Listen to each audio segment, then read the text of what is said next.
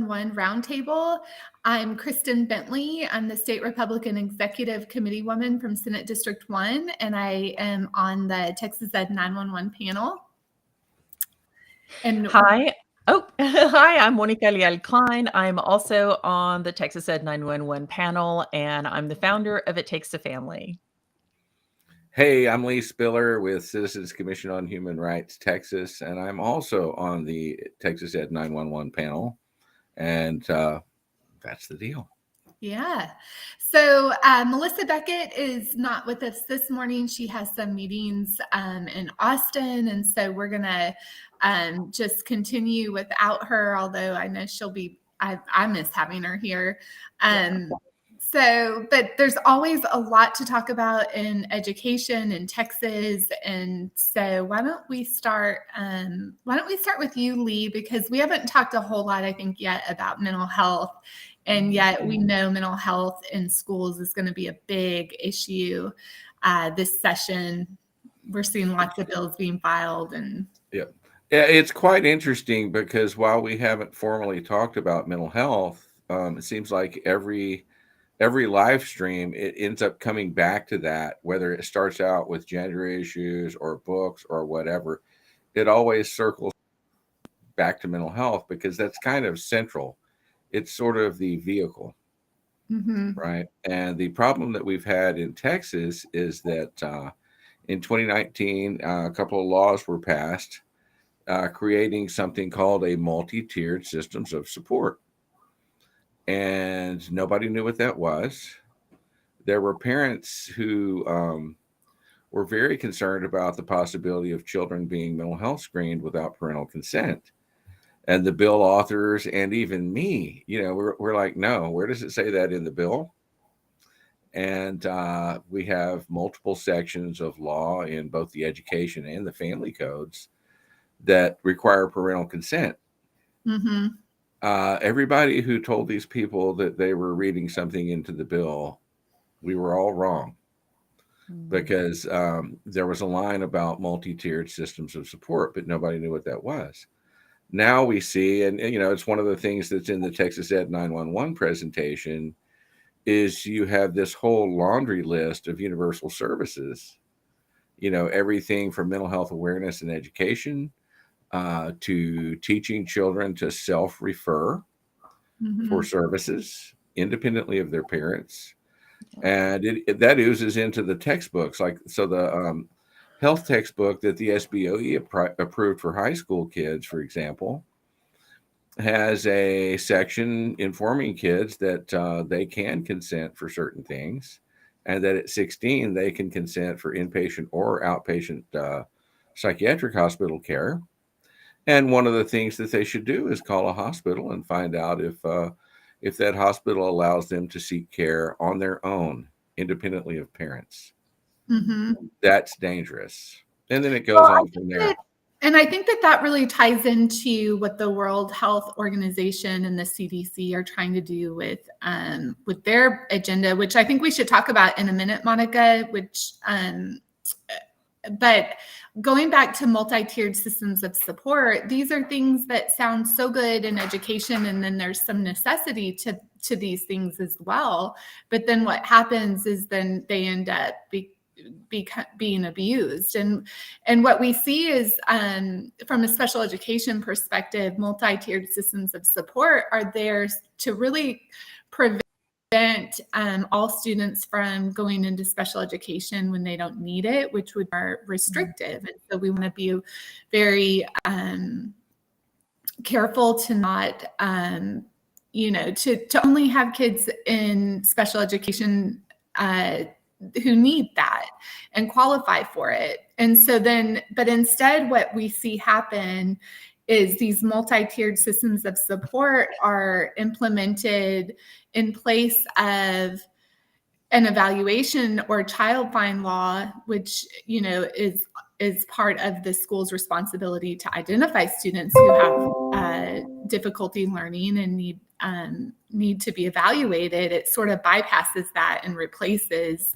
some other duties that are required of them.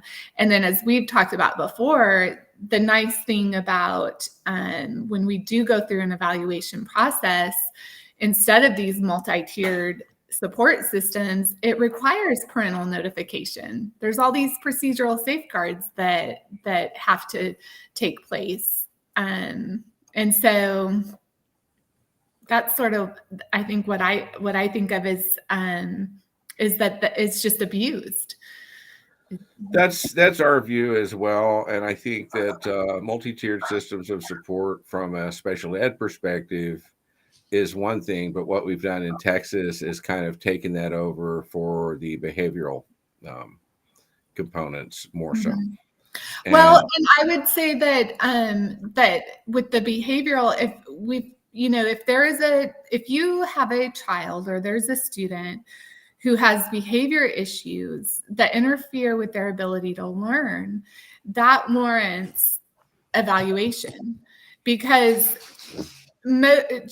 school programs traditionally are designed so that typically developing children can go into that environment, and they may have some minor, behavior issues that can be corrected through classroom management. But if it's literally interfering with their learning so that there has to be this intervention, heavy intervention, then it warrants special education evaluation. Correct. And at that point, you've triggered all the procedural safeguards. Mm-hmm. And in Texas, between what we're doing as multi-tiered systems of support and threat assessment, it's almost like we're acknowledging that, a child has a problem that is bad enough that it is interfering with one of their major life domains like education, but we're then not following up and applying the safeguards so that the parents are involved. Mm-hmm. And then all of this self-referring and taking the parent out of it. What does that greater agenda what does that look like, Monica? I wanted to mention that is when you talked about parents, being able to provide consent for these services, there's a big difference between how Child Find, the way you've explained it, Christin, and I've learned that from you, is that it is a real informed consent from a parent. This is not just a paper that's sent to home and among other papers and you sign it, with everything else and send it in. No, this is a concerted effort. You have to really make decisions. There is a meeting. I mean, this is real informed parental consent. Parents truly understand what it means for their child to become part of the Child Find program and get services, versus some of these programs, as Lee's talking about, where there's this blanket consent. Parents are consenting and almost unaware of that consent. They're unaware of what's actually happening. They're unaware of what kind of mental health or behavioral interventions are being placed onto their children. They're unaware that their children are being encouraged to go and self-refer, whether it's in mental health or even for, STDs and family planning and all kinds of other things. Mm-hmm. And as you're mentioning this, it makes me think about this article. I don't know if y'all had a chance to read it. I texted it to y'all last night from the Texas Tribune, and it's talking about our Commissioner of Education, Mike Morath, and they're talking about finances in the schools. And, and he's admitting that there is a huge mass exodus of children from schools during COVID, and that it continues to decrease. So he's acknowledging that. Currently, schools are receiving money based on attendance, not on enrollment. And so that also, they talked about how the advantage of getting money, getting funding based on enrollment versus attendance. That way, even if a kid's not there, the school's still getting money. And then they talked about special education just a little bit, because they talked about how they get more money for special education. Any child who's in special education gets more, the school will get more money. So they specifically talked about bilingual students, or really just the influx of children who are coming across the border, who are attending our schools and are needing bilingual education as well. And so they get more money for those children. And so they started talking. And so it made me wonder, Christin, when you talk about Child Find, does Child Find trigger any kind of special education? It does. Okay. It does. Well, it doesn't. Yeah, I guess it would trigger some, but really, what the point of child fine law is in federal law is that it basically says that a school district has the duty and obligation to identify students who have disabilities that are interfering with their learning. And yeah, so that would be very specific. So you wouldn't say that majority of the children are going to need child fine. No, they're not. No, they wouldn't meet. No, and when we talk about, there's a lot of in special education. There's a lot of barriers to over identifying students, and we rarely see students over identified. And really, we've had the opposite problem in the state of Texas. And the state of Texas illegally put caps on how many students could be identified for special education. And that was, I believe, later repealed, or they were found that was, that did not comport to federal law. And so there was a big lawsuit in Texas over that. Because you can't cap how many students are going to qualify for special education. You don't know how many students are going to qualify. But from what you're describing from child find, it's such an aggressive or thorough process that not just anyone gets a part of child find. My point is that what Lee's talking about with the multi-tiered system of support, they are being able to capture all students. Yes. All students are needing this services. So now all students need this. Therefore, we need more funding. My point is, this is about money, and our children are part of this market. They are dollar signs. Right. And so that's what I'm finding with this, but not just that. And I think you were alluding to this earlier, is that what is going on in our schools with like the whole school, whole community, whole child program. And now what I'm discovering is communities in schools within our schools, which is a nonprofit organization. And so what we're finding now is that as we're recognizing, and even teachers are saying, we're overwhelmed with social emotional learning, mental health programs, in comes communities in schools, which will provide all of those services. And they're not employees of the district, although they do get a lot of money from the TEA, from the federal government, or state money. And to be part of a district, then the district has to pay them. I know in Fredericksburg, they were about to pay them $93,000 until parents started to complain about the program. And honestly, parents didn't even complain about communities in schools at first. We were asking questions, and that wasn't enough to make communities in schools really nervous, and they backed out. But all we did was ask questions based on their programs. And so my whole point in this is that they're really wanting to increase their funding in any way possible. And what we're seeing are that these multi-tiered systems of support, or these behavioral interventions, are, when you look at the programs, they look more like re-education camps. They are deconstructing our children. They're deconstructing all of the values that their families have taught them. Lee talks about this during our TexEd 911 panel on the history of psychology. And we'll have Lee talk about that, because I don't know that we've talked about that on the live stream.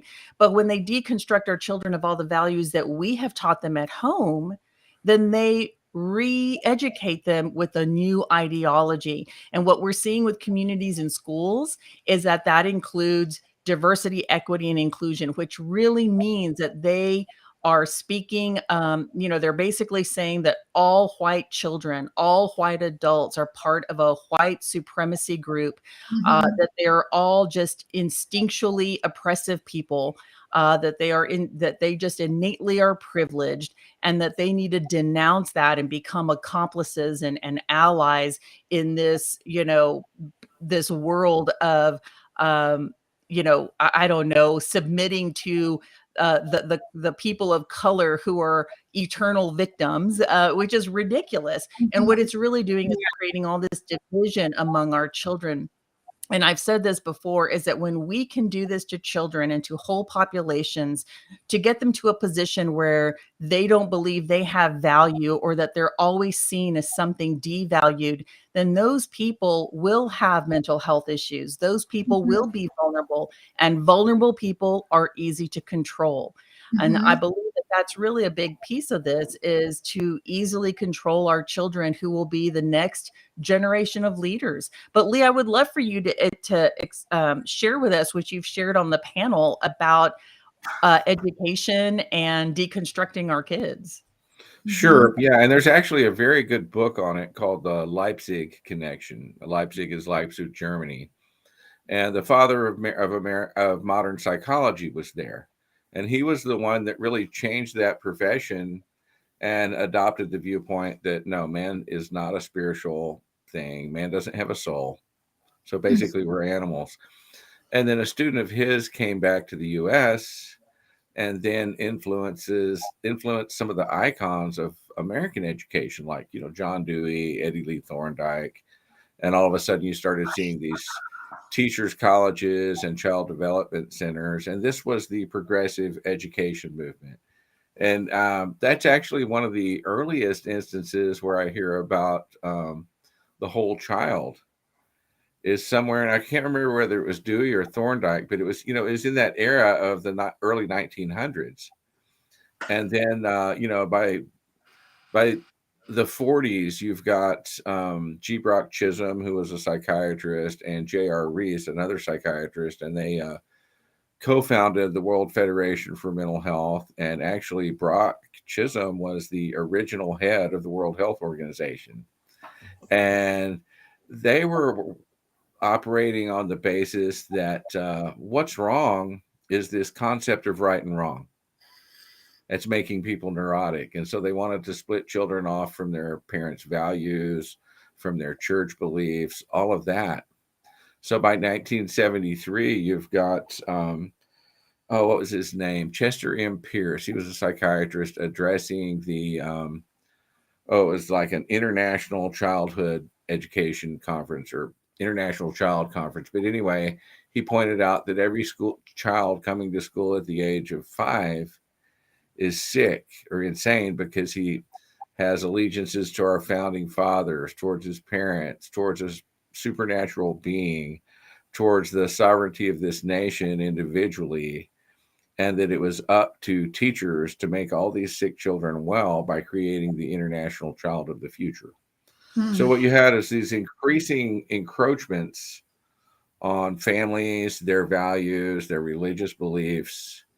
And, that has continued to the point where today we have social and emotional learning, which is all about values, attitudes, beliefs, and behavior. And it's sold to schools as character education and what a great thing. But when you really look at it, for thousands of years, we depended on manners, morals, etiquette, discipline. And now we're depending on psychology. And I think it just demonstrates how radicalized education has become. And really we're seeing how radicalized other elements of our culture have become, and so many of us don't like it, even though, even those who are not necessarily ever been politically engaged, they're starting to see it. They're seeing it on the Grammys, they're seeing it at the Super Bowl, and they don't like it. And yet our schools have become so radicalized, and now it's right there out in the open, and they still have to put a really, pretty name on it, which is social emotional learning, because that sounds wonderful. Who wouldn't want, who wouldn't like, that title? But what it is very, it's based in radical theory, and and it's crazy. I mean, and I think there's a lot of people who would listen or tune into this and think, this sounds like conspiracy stuff, but it's right there in black and white if you look at the history of it. I look at the term transformative social and emotional learning. That's not something people made up. It was social and emotional learning as social change and activism, et cetera, et cetera, et cetera. Well, that, again, people didn't make that up. That came from a paper. I believe it was published in 2019. And it changed the direct. SEL, in my opinion, was already bad because it was delving too much into people's values instead of the common agreements that we might have as a community, right? Like, school should probably reflect the values of the community. And instead, it kind of changed that around to where schools are promoting a particular set of values. But then with the transformative SEL, then you had the activism component. And I'll never forget, my grandson went to a school in Austin, and it was one of the artsy ones. I forget the name of it. It's a middle school. And there was a teacher who got really ugly with a couple of Hispanic kids. And, because they were speaking Spanish. And he said something about, if you want to speak Spanish, go back to Mexico. Well, that was wrong, no doubt. But you had other faculty who helped the children stage a protest, scheduled it. And my grandson, thank goodness, he decided he was going to sit that one out. But, this was done as kind of a lesson in civil disobedience. Well, it got out of control. Windows were broken. Things were vandalized. Wow. Yeah, the police had to come. Yeah, I think that what we've seen in schools is this shift from charity, from developing charity and kids and engaging in the community through charity to social justice. Yes. And we saw a real shift, I believe, even in our credentialing programs, where back probably about 10, 15, maybe 20 years ago, but I would say really 10 years ago, the credentialing program started to become very radicalized in social justice theory. And it was, I remember, I was getting my teaching credential about a decade ago, a little over. And I remember that now, and now we're seeing it play out. But the problem is that activism is not healthy for children. We know this. There's research that demonstrates that.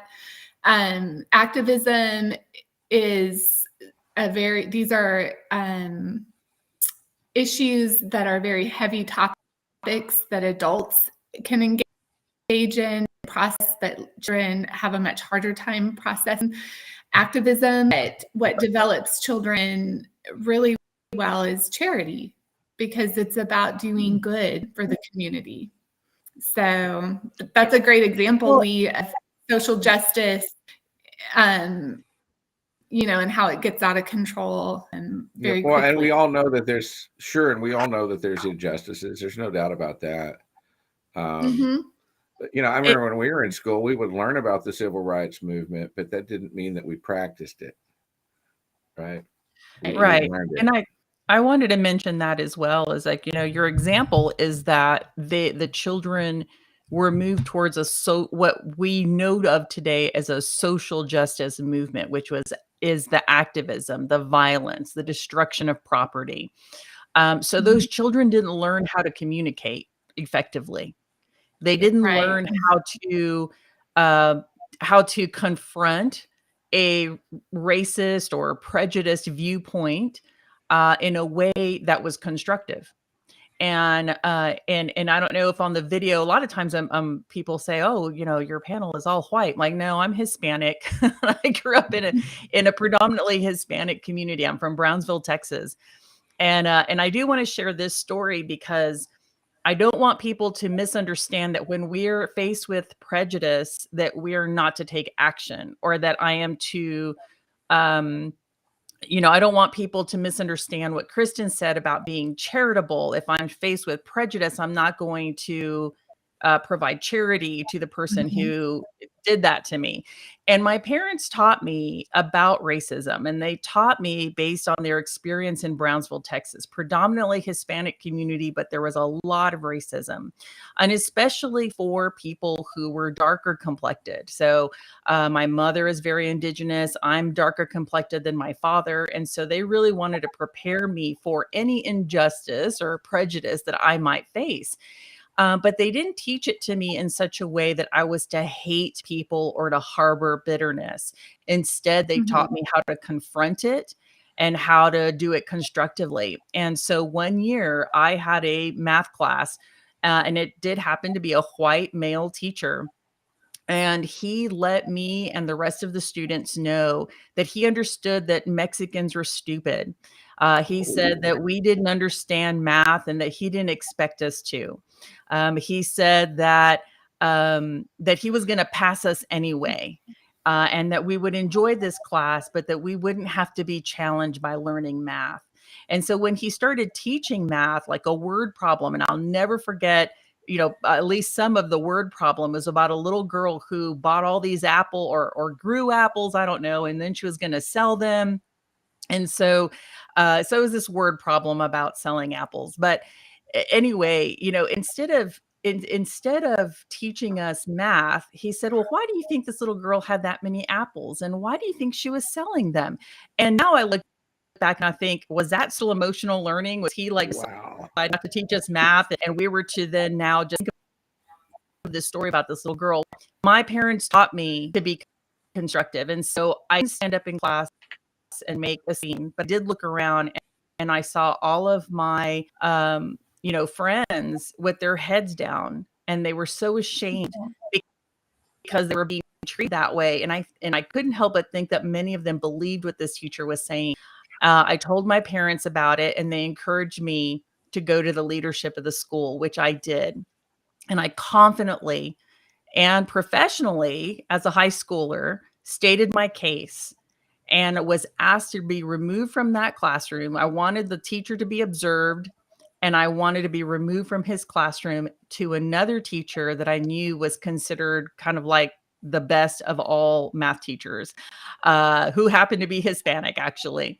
And so I got moved to another class. I enjoyed math so much that I chose to go to summer school to advance in math, which is, I was being a real dork there, but I was so moved by this. Now, I didn't stage a protest. I did not break windows. I did not believe that I was an eternal victim. I did not believe that all white people were oppressive. I believed that that man had a problem and he needed to be corrected. And that is the difference. My parents taught me how to be strong, to know good from evil, and to face evil head on in a constructive way and to overcome it, but not to overcome it by pushing white people below me or other people below me, or by, creating all kinds of problems in our society. I was expected to be a productive citizen. That's what my parents were raising me to be, a productive adult who had to face issues. And that's what our kids need. But I think the point of this too is that it's parents who need to engage with their children. A school cannot teach a child to do those kind of things, but a parent can.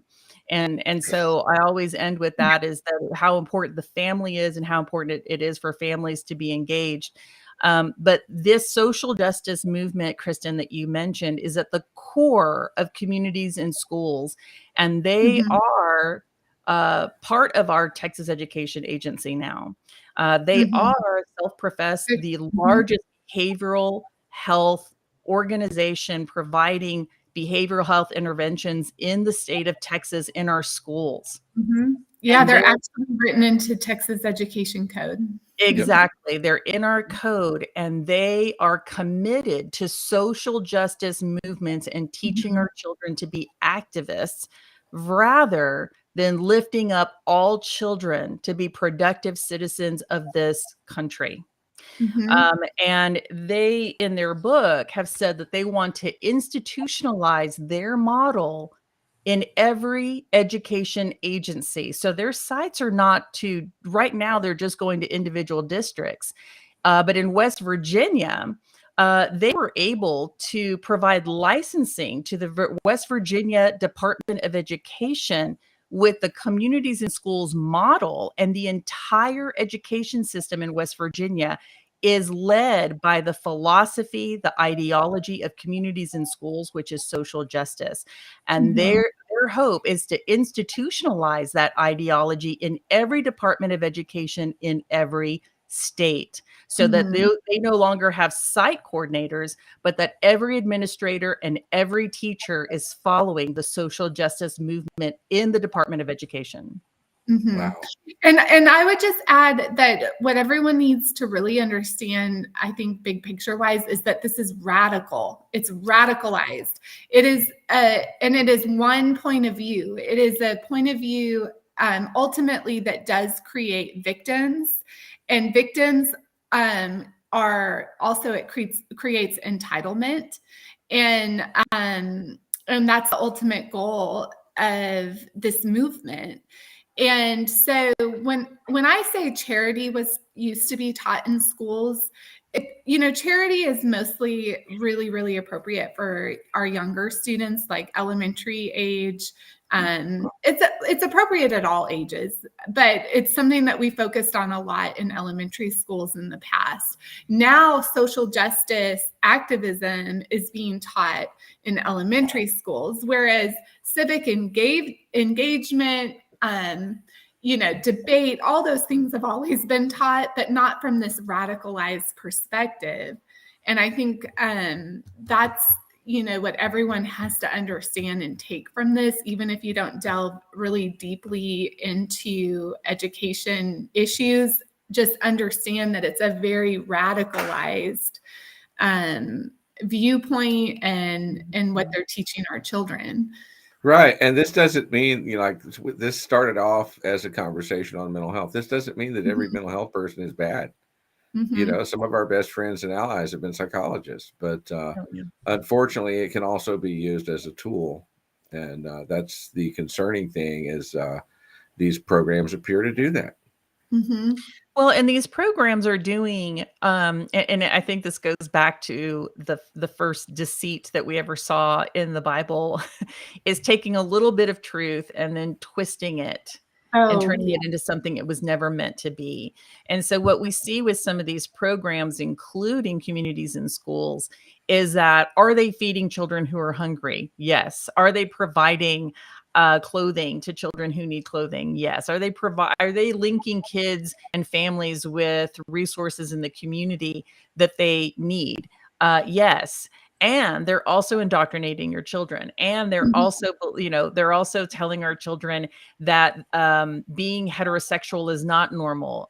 They're telling our children not to practice heteronormativity, not to believe that gender is binary, but instead they present them with all kinds of, hundreds of genders that they can follow, along with the flags associated with that.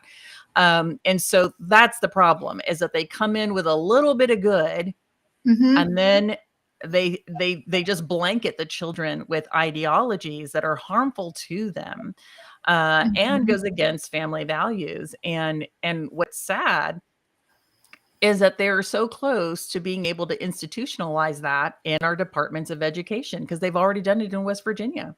Mm-hmm. And what parents need to understand is that when you hand over your responsibility, what's really your responsibility, to take your child to the dentist, take your child to the doctor, take your child to get any sort of help to get through, any sort of emotional crisis that's going on. When you hand that responsibility over to the government, you hand over the control. That's You right. no longer have control in that anymore. You're partnering with the government, and you are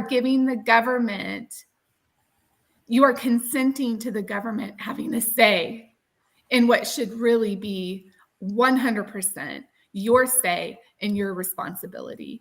And unfortunately, we have too many parents who are willing to do that because they want the handout. They want the handout. And some of these parents are driving expensive cars, shopping and buying expensive purses and handbags. But they want the handout. They want the help, but there is a price to pay for that. Yeah. And and don't forget, some parents are just desperate, right? well, some are, and there are some who can't they're enticed by it because they truly don't have the money to to get some of the services that the school wants to provide. And so, but there should be safeguards in our laws for all parents. But I think my warning, and I tell this to clients who go through special education and there's services available called education related mental health service or educationally related mental health services. It's always better to provide it privately. And that's what I tell parents. If you want to have the most say, provide it privately. Get it privately. Don't invite them into your lives. Don't invite the government into your lives. Yeah, be the leader in whatever it is that you're seeking. You have to lead that for your child. Don't let the government, don't let the teacher, don't let the school lead that, but you as the parent lead that. And you need to realize that when you go to the CDC's website and you look up whole school, whole community, whole child, you will see that and this is why communities and schools fit so well into their model, is that they truly believe that the child who is at the center of their diagram, you're going to see their diagram, and it's like a big circle. The child is in the center, and then there's community resources all around them. And the family is considered just one small little tool in that. The family is not seen as the primary provider or authority over the child. This program believes that they're just a tiny little thing, and really you just better cooperate with all the other things that are being provided to your child. They don't see you as the center at all, and we need to move against that. We need to fight against that, because parents, we are the stewards over our children. And I know Bernadette Broyles from Child and Parental Rights campaign. She's in a new film called Dysphoria that I don't know when it's going to come out, but in the trailer, I just cannot get her quote out of my mind. And she basically says, "Whoever wants the children the most will have them."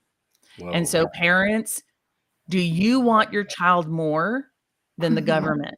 Do you want your child more than the teachers? Do you want your child more than communities and schools? Because you need to want your child more in order to save them.